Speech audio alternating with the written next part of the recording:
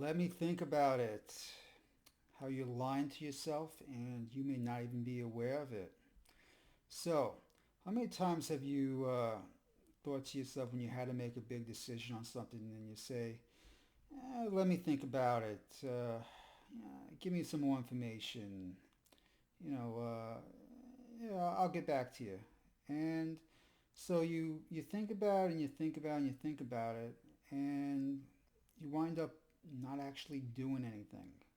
And I bet this has happened to you a lot because it's happened to me a lot. It happens to a lot of people a lot where, we're faced with a decision and we just go by default, let me think about it. But when you're saying let me think about it, what you're really saying is most of the time, nah, I'm not going to do it.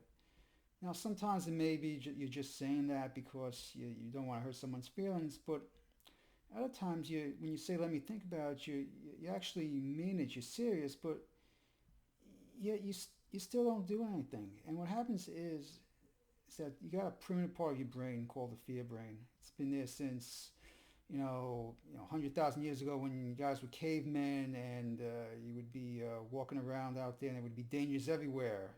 And your mind, your fear brain, your fear part of your mind, its job was to protect you from changing your environment or doing anything that's out of the ordinary, because back then if you change your environment you could be putting yourself at risk of death.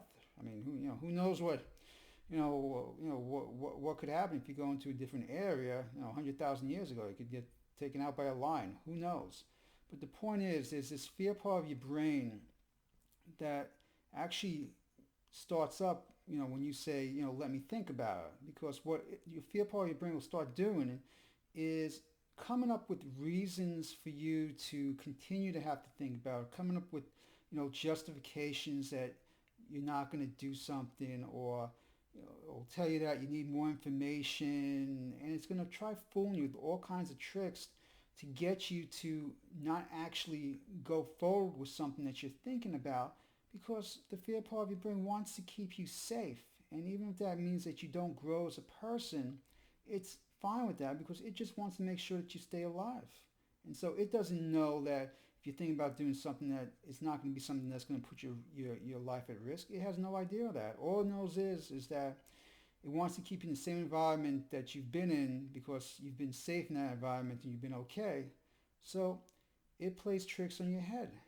And again, how many times have you been in life where you say, I got to think about it, but you come up with some reason or justification or BS excuse where you don't do anything?